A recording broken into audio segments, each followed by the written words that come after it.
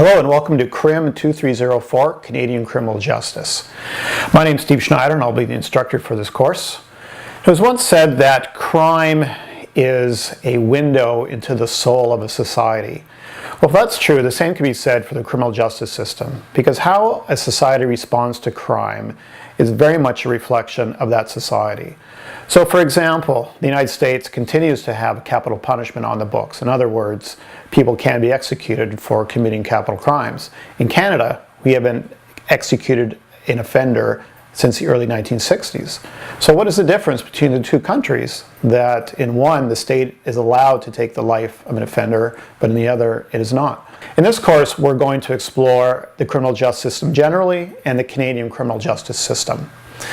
In particular, we're going to have a better understanding of the philosophies and principles of the criminal justice system. We're going to understand the processes from when an offender enters the system, when they're arrested, all the way to when they're released on parole. And we're also going to understand the major branches or institutions within the criminal justice system. This includes the police, corrections, the courts, criminal law, and parole.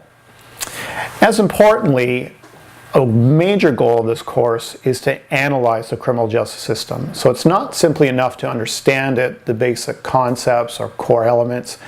It's critical that we analyze the criminal justice system because it is so controversial. As I mentioned, capital punishment is a highly controversial issue. Legalization or criminalization of marijuana, the same for prostitution. So there's no one opinion on the best way that states or society can approach crime in society.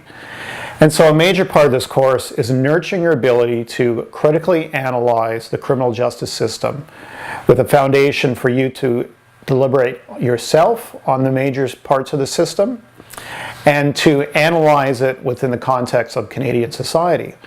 So in the course, we'll be promoting your ability to analyze the system, and we'll be doing this through critical thinking exercises, by analyzing current media events, and as importantly, comparing current events in the criminal justice system to what you've learned in the course. So as part of your analysis, you'll be comparing theory to reality. In other words, comparing what you learned in the course to what's going on in the criminal justice system today. As importantly, one major goal of this course is to nurture your writing skills as well. So it's not simply important to analyze the system, but your ability to articulate that in writing. Most of you still are developing your writing skills in your second or third year, so that's why there's a heavy emphasis on writing in this course, because a major part of your schooling here at St. Mary's, and in criminology and liberal arts in particular, is nurturing your writing skills. And if you want to work in the criminal justice system as a police officer, as a defense lawyer, or a Crown, correction official, you need to learn how to write and write well and write analytically.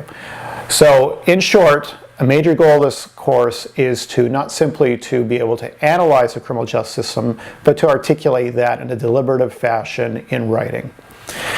Now, as you well know, this course is delivered exclusively online. So before you dive into the course, please make sure you read the course syllabus thoroughly and make sure you orient yourself to the Blackboard platform.